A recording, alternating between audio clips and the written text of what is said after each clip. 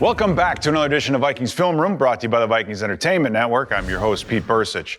So what do you do? What do you do when you're 0-3? What do you do when things are not working out? What do you do when the bandwagon's disappeared? Well, you focus on the details. Every person on this team, focus on the details. Get the little things right, and you'll be able to turn this thing around. So let's jump into some details on these Carolina Panthers and find out what the Vikings are up against on Sunday. Now, when we talk about focus and details, this is somebody you got to focus on, Brian Burns. He doesn't look happy in his mugshot, and trust me, he doesn't play this game very happy either. So on this first play, you're just going to see how strong he is. Now, some guys have power, some guys have speed. It's a rare bird that can do both. And on this first play, you're going to see an example of power. This is just a straight-up run play. Tight end's going to fan to the outside, but watch the arms, watch the violence, the power. Boom, that's a grown man. He just dumped on his rear end to make a tackle for a loss. Oh, by the way, in the deep red zone. You got to know where this guy is all the time. All right, we saw the power. How about the speed? Well, on this next play, you're going to see what he can do one-on-one in space. As he gets up the field, notice the guard is coming down heavy on the inside defensive tackle, and this space is created. And once Burns can see that space, he's going to take advantage of it. But watch the speed. Watch the quickness of the hands and getting that inside leg through. Up, gets to the second level, gets Geno Smith for a sack. So the guy has power and he has speed. All right, we've seen a play of power, a play of speed. How about both at the same time? Well, here you go. We got it right here. He's getting himself up the field. Look at that long arm. That long arm is leverage.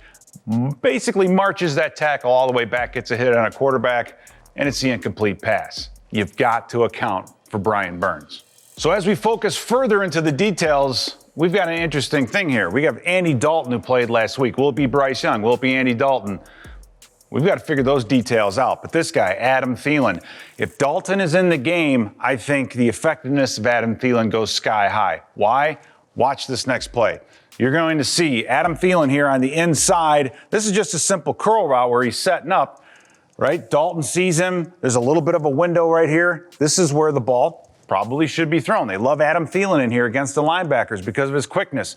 But for some reason, Dalton decides, you know what, I'm not going to throw this thing. I'm going to pull it down. But watch what Adam Thielen does.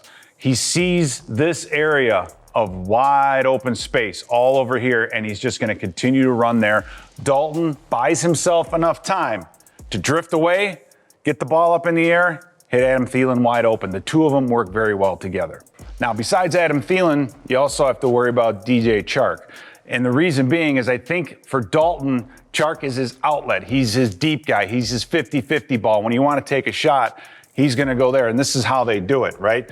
You get, first of all, the play action downhill. And as Dalton gets to the top of his drop, notice the nice pocket right here. So Dalton has room. He has time. They've got extra pass protectors in here. But notice Chark up on top. He's setting up this corner, working his way inside. Now, the only area that's open is this area out here to the sideline. And this is what Dalton can do. He can put some touch on that throw to the outside. Now, that ball should have been caught. It wasn't, but this is how they're going to try to attack us deep. Another big difference in Dalton when he's in the game is you're going to see, I think, a lot more empty. And what they want to do is get Dalton to make quick decisions. And in this case, you will see exactly how this quick decision becomes a big play. As these three receivers get up the field, you get to this point, and Dalton can see this.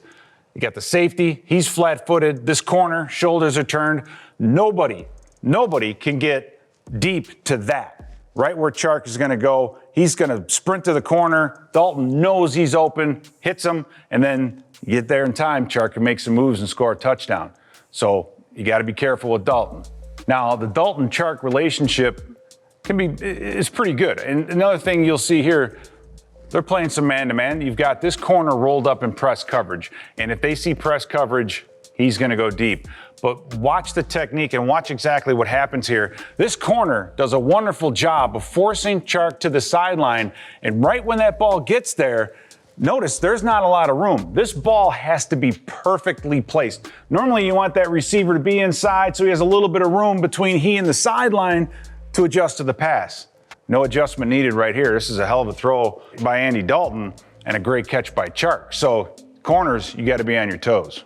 Now, the other detail in this offense is Bryce Young, first-round draft pick.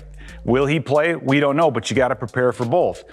How does this offense change? Well, I think this is a perfect example. And first of all, what you're going to see is you're going to see getting the quarterback on the edge. Getting him mobile is going to be a lot more important. You get the play fake, and they're rolling him away from his throwing arm, by the way, to do what? To get this part of the field, to get his reads all in one section of the field. Right here, all you have is a clear and a crosser. He knows he's got this guy beat. He's going to be able to stay deeper than this flat defender and stay underneath this safety up top. Bryce is able to set his feet, get a throw, hits the runner in stride. He's very good with that. So you got to be ready for a mobile quarterback. Now, another detail with a young quarterback is formation and using your formations to help your young quarterback. In this case, you're going to see 4 receivers, but what's interesting is what? You've got 3 guys all right here. Again, trying to cut the field in half, not let your young quarterback have to scan from right all the way to left. You're simplifying the game this way. So once this ball snapped, Young gets to the top of his drop, and you can see this crossing route's coming open. They're getting all 1, 2, 3, 4. All of his reads are in this compacted area. And oh, by the way, the other thing that does is it pulls all the defenders away from this section of the field. So when Bryce Young, who, by the way, we said earlier, watch out, he's a running quarterback, pulls this thing down, look at all the room that he has to the top of the screen, tries to make a move, can't quite get outside, but the game plan changes. It's the details of the game plan that change.